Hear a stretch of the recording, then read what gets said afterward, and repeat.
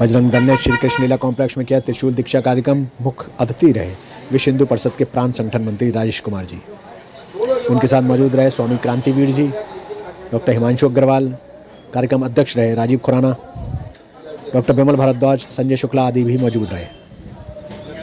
लोग हैं उनके सर में भी दर्द होता है तो विश्व हिंदू परिषद बजरंग दल याद आता है, उनके पेट में भी दर्द होता है तो बजरंग दल और विश्व हिंदू परिषद याद आता है। अब उनके पेट में दर्द है, बोले लाइटों पर त्रिशूल क्यों लग रहे हैं, ये नाथ नगरी क्यों बन रही है, ये नाथ कॉरिडोर क्यों बन रहा है, ये त्रिशूल सड़कों पर कैसे लग रहे हैं। अरे अपने बाप दादाओं से पूछ लो, जब तुम्हारा इस दुनिया के अंदर कहीं नामो निशान नहीं था, अरे तुम कितने साल के हो, 1400 साल के, 5000 वर्ष पूर्व नाथ नगरी बरेली हुआ करती थी, जब तुम्हारा दुनिया के अंदर कहीं नामो निशान ये नहीं था। भारत माता की। बाबा वनखंडी नाथ जिसके अंदर द्रौपदी, बरेली नगरी, बाबा लखनाथ, पीर बजरंगी,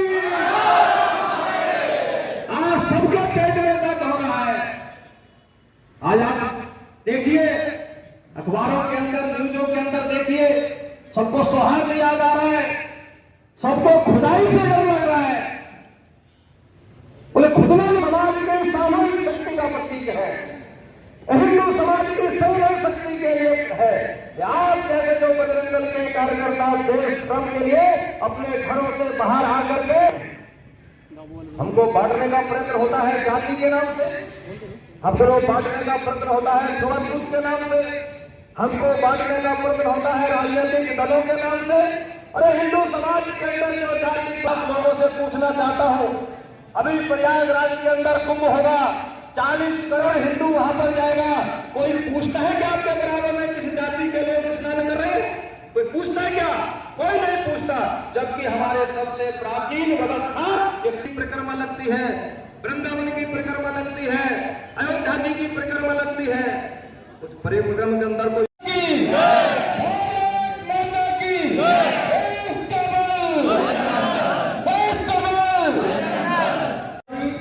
मैं जो निवेदन करता हूं वो भी हमारा मार्गदर्शन करे राजीव जी।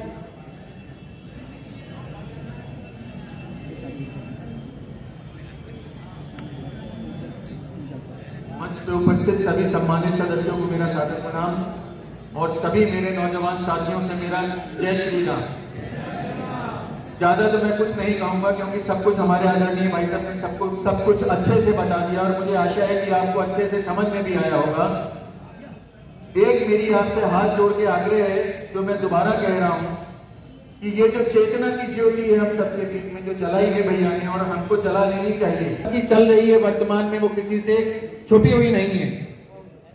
मैं फिर आपसे कहूंगा कि अपने अड़ोस में, पड़ोस में, रिश्तेदारी में, दोस्तों में ये बिगुल जरूर बजाइए और ये अलग जो सनातन की है इसको जोरदारी से जलाइए, दीप से दीप प्रज्वलित करिए, एक से एक कड़ी बनिए, विभाजित मत होइए। ये विभाजन ही हमारे विनाश का कारण बन सकता है। लेकिन जैसा कि हम पूर्वजों से सीखते आए हैं, एकता में शक्ति है, इसमें विश्वास रखिए कि हम एकता अगर रखेंगे तो दुश्मन को पराजित हर मोड़ पे करेंगे। धन्यवाद। मैंने सोचा भाई जवाब देना तो बनता है कि किसके बाप का हिंदुस्तान है, किसके बाप का नहीं है। तो 2 पंक्तियां मैंने लिखी है, थोड़ा ध्यान से गौर फरमाइएगा, ध्यान से। कि भारत भू की पावन माटी पटवा कर भी चुप है हम, भारत भू की पावन माटी पटवा कर भी चुप है हम, आधा काश्मीर भारत का कटवा कर भी चुप है हम। भारत भू की पावन माटी पटवा कर भी चुप है हम, आधा काश्मीर भारत का पटवा कर भी चुप है हम। जिन्ना भी गद्दार रहा था, नेहरू भी बेशर्म रहा था, भारत माँ के बंटवारे का कारण केवल धर्म रहा था। मांस नोचते गिद्धों को, अभी भाई साहब ने कहा ना, तो मांस नोचते गिद्धों को भी फिर हमने सम्मान दिया। 20% आबादी थी वो, 1.5 हिस्सा बनता था, लेकिन तुम फिर भी हम पर तने रहे। लेकर पूरा पाकिस्तान, तो हम पे फिर भी बने रहे। अपनी लाशों को ढोकर, अपनी लाशों को अपने हाथों से ढोकर हम तब भी धर्मनिरपेक्ष बने रहे। और 2 लाइन में ध्यान से समझिएगा कि किसके बाप का हिंदुस्तान है।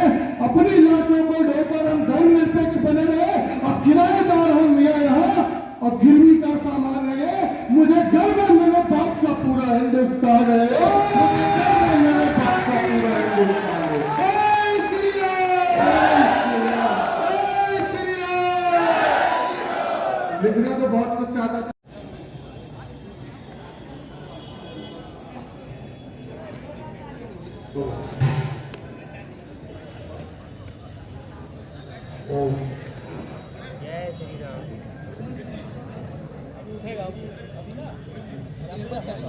रखेंगे।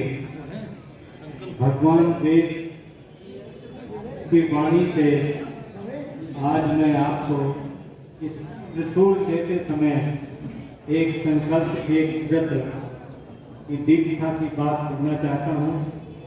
और व्रतम चरिष्यामि तच्च के अहम। हे अग्नि स्वरूप परमात्मा, आज जो मैं व्रत करने संकल्प लेने जा रहा हूँ,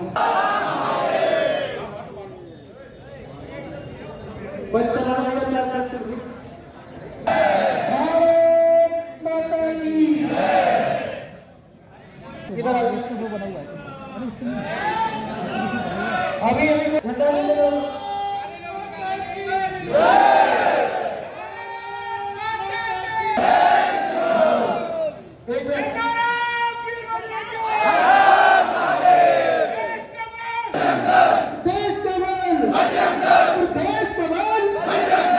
लगाता हूँ तो सभी रखेंगे।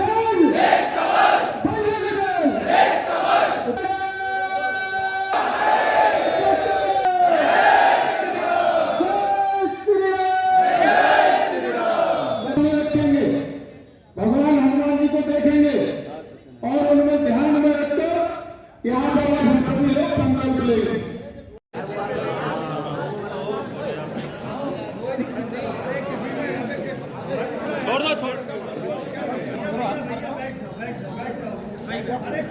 बजरंग दल के विषय में थोड़ा सा ये बताइए कि इसकी उत्पत्ति किस उद्देश्य को लेकर हुई?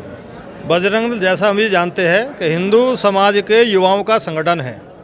हिंदू समाज के अंदर जो भी चुनौती है वो लव जिहाद के रूप में हो, धर्मांतरण के रूप में हो, ऐसे गोवंश की जो हत्या करते हैं विधर्मी लोग, उनसे गोवंश की सुरक्षा के रूप में हो, यानी कि हिंदू समाज के सामने जो भी चुनौती है, बजरंग दल उन चुनौतियों का सामना करता है, संघर्ष करता है और उन पर विजय प्राप्त करता है। तो बजरंग दल का यही उद्देश्य है कि हिंदू समाज की संघर्ष जो है, हिंदू समाज के जो चुनौतियां हैं उनका सामना करना है। ये जो त्रिशूल दीक्षा कार्यक्रम होता है, इसका प्रयोजन क्या है? त्रिशूल ये शक्ति का परिचायक है।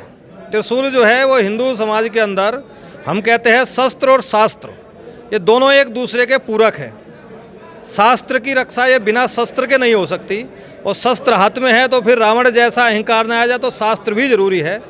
तो हम सभी देखते हैं तो हम तो नाथ नगरी में खड़े हैं, भगवान शंकर की भूमि है, तो भगवान शंकर के हाथ में भी जो है और त्रिशूल है। तो त्रिशूल का एक ये उद्देश्य है कि हिंदू समाज, हिंदू युवक जो है वो अपनी शक्ति को पहचाने और उस देश धर्म के लिए जो है उसके अंदर कुछ करने का भाव जगे, और जो ऐसे हिंदू विरोधी और जो राष्ट्र विरोधी लोग हैं उनसे वो जो है उनका भी डट करके सामना करने के लिए वो तैयार हो। महाराज, सनातन बोर्ड की बात हो रही है पूरे हिंदुस्तान। जी जी, क्यों आवश्यक है? क्या वक्फ बोर्ड बहुत ज़्यादा व्यापक हो गया, उसकी व्यापकता देख के हम लोगों को अब समझ में आया, अब याद आया कि सनातन बोर्ड होना चाहिए, या फिर इसकी मांग बहुत पहले से चल रही थी, और अगर चल रही थी तो अब तक प्रकाश में क्यों नहीं? सनातन बोर्ड आज वर्तमान की जो परिस्थिति है उसके आधार पर ये आवश्यक समझा है हम लोगों ने, हिंदुओं ने, कि अब ये होना आवश्यक है। हमारे जो बड़े बड़े मंदिर हैं उनकी जो भी आय है वो सरकार के पास जाती है। सरकार के पास पूरे भारत में किसी धर्म स्थल से कोई भी आय सरकार को नहीं मिलती है, सिर्फ हमारे मंदिरों की जो आय है वो सरकार ले रही है।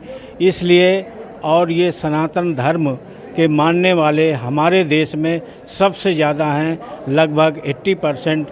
तो उनकी सुरक्षा, उनकी व्यवस्था, उनकी गरीबी, उनके अंदर जो पिछड़ापन है उसको दूर करने के लिए आज वर्तमान की जो परिस्थिति है, जो स्थिति है, इसको देखते हुए संत महात्माओं ने यह निर्णय लिया है कि हमें भी सनातन बोर्ड बनाना चाहिए और अपने हिंदुओं की रक्षा के लिए, इनकी मदद के लिए, गरीबों की सहायता के लिए ये एक रास्ता हो सकता है। इसलिए सनातन बोर्ड का निर्माण किया जा रहा है। आप नगर संयोजक हैं, महानगर संयोजक बजरंग दल के। बजरंग दल ने आज त्रिशूल दीक्षा कार्यक्रम करा। त्रिशूल वैसे भी एक शस्त्र है, तो पहली बात तो ये कि त्रिशूल क्यों, तलवार क्यों नहीं, कुछ और क्यों नहीं, ये भी चीज़ हो सकती है। त्रिशूल ही क्यों, पहला सवाल ये है। दूसरा सवाल ये है, क्या त्रिशूल आज के समय में प्रासंगिक है, हमें शास्त्र अब त्याग कर शस्त्र उठा लेना चाहिए? क्या बजरंग दल इस ओर इशारा करना चाहता है? बजरंग दल के मन में क्या है त्रिशूल दीक्षा? स्पष्ट शक्ति बजरंग दल का स्पष्ट अर्थ। बजरंग दल का मतलब क्या है? ताकत, और ताकत दिखाने भी ज़रूरी है। जहाँ ज़रूरत पड़े दिखाएंगे। त्रिशूल क्योंकि हमारी पुरानी परंपरा है, उस पर हम काम करते चले आ रहे हैं। त्रिशूल दीक्षा आज से नहीं, हमारे ज़माने से चली आ रही है। त्रिशूल दीक्षा होती रहती है। रही बात तलवार की, तो तलवार शस्त्र की बात है। शस्त्र तो कुछ भी हो सकता है, मगर जो त्रिशूल है वो भगवान भोलेनाथ का प्रतीक है। तो बजरंग दल का जो शुरू से ध्येय रहा है कि त्रिशूल से हमारा जितनी भी यात्राएं, जितने भी कार्यक्रम होते हैं, त्रिशूल की शुरुआत होते हैं, तो त्रिशूल रहा है। तलवार भी शास्त्र में आती है, मगर अभी ऐसी कोई व्यवस्था है नहीं। ये त्रिशूल आपने कहा महादेव का वो है, अस्त्र है, लेकिन महादेव के त्रिशूल में और इस वाले त्रिशूल में बहुत अंतर, व्यापक अंतर दिख रहा है, स्पष्ट दिख रहा है। तो इसकी ये संरचना किस मूल को, किस सिद्धांत को लेकर, किस सूत्र को लेकर की गई है, इस वाले त्रिशूल की जो रचना आप लोगों ने की? सन 1984 बजरंग दल की स्थापना जब हुई थी तो संघर्ष में हुई थी। ये त्रिशूल संघर्ष का प्रतीक है। तो जब राम जानकी रथ यात्रा अयोध्या से प्रारंभ हुई थी, तब विधर्मियों की सरकार हुआ करती थी। बजरंग दल को सुरक्षा देने में उस समय उन सरकारों ने हाथ खड़े कर दिए थे। उस समय हमारे जो संगठन विश्व हिंदू परिषद ने आह्वान किया था, तो 50,000 नवयुवक उन्होंने राम जानकी रथ यात्रा को पूरे देश में सुरक्षा दी थी। उसके बाद लगभग वो संख्या बढ़ के 5 लाख के आसपास पहुंच गई थी। तो संघर्ष से पैदा हुआ है बजरंग दल। तो बजरंग दल जहाँ जहाँ रहेगा, त्रिशूल हुआ, तलवार हुई, जैसी व्यवस्था रहेगी, जैसा समय रहेगा, हर चीज़ उपलब्ध होगी। आने वाले समय में तलवार की ज़रूरत होगी, तलवार भी आएगी। तो ये तो सिद्धांत, जैसा सामने वाला प्रतिक्रिया देगा तो फिर क्रिया देगा तो हम प्रतिक्रिया देंगे। मित्रों का है, सबका है।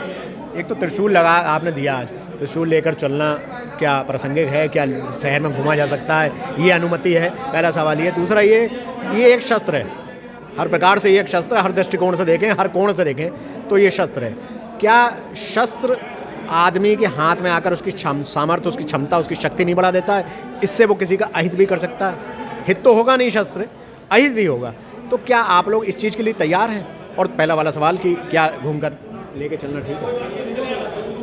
अभी जो आपने एक प्रश्न किया कि शस्त्र को लेकर शहर में क्या घूम सकते हैं, शहर में क्या कहीं भी हम घूम सकते हैं क्या? देखिए, ये बजरंग दल का और सरकार की तरफ से भी जो हम त्रिशूल दिया है, और भारत में सभी देवी देवता ऐसे हुए जिनके हाथ में कोई शस्त्र है और वो अपना शस्त्र कहीं भी ले जा सकते हैं, कहीं भी जा सकते हैं, उनके लिए कोई रुकावट नहीं होती है। ऐसे ही अपने बजरंग दल संस्कारित बजरंग दल के कार्यकर्ता हैं। अगर वो पूरे समय उसको साथ लेके घूमते भी हैं तो उसके ऊपर बजरंग दल का टैग है, बजरंग दल की उस पर मान्यता है। सरकार की मान्यता नहीं है, बजरंग दल की उस पर मान्यता है कि बजरंग दल का आप त्रिशूल लेके कहीं भी जा सकते हैं। सरकारी कार्यक्रमों में, सरकारी जगहों पर अपना ये बजरंग दल का त्रिशूल आप उपयोग नहीं कर सकते। अन्य ये जो हम आपको त्रिशूल दे रहे हैं, ये अपनी सुरक्षा हेतु ही रहेगा। अभी दूसरा प्रश्न क्या था आपका? क्या ये प्रासंगिक शस्त्र देने के बाद किसी को इसका अहित यूज कर ले? ऐसा देखिए, बजरंग दल का जो आपने नारा भी सुना हो, संस्कार, सेवा, संस्कार, सुरक्षा, उसको ही लेकर पूरे देश के अंदर बजरंग दल काम करता है। और मुझे लगता है कहीं भी कोई ऐसी घटना नहीं हो सकती। जैसे कि आपने पूछा कि बजरंग दल को जैसे आपने अभी त्रिशूल बांटा है, क्या इसका ये गलत उपयोग करेंगे? क्या गलत उपयोग कर सकते हैं? क्या ऐसा कभी भी नहीं होगा, क्योंकि बजरंग दल का नारा है सेवा, संस्कार, सुरक्षा। अगर बजरंग दल को कोई छेड़ने का काम करता है, हमारी माता बहनों को कोई छेड़ने का काम कर सकता है, हमारे देवी देवताओं को कोई छेड़ने का काम करेगा, तो उसको बजरंग दल तो करारा जवाब देने के लिए वो बजरंग दल को दिया गया।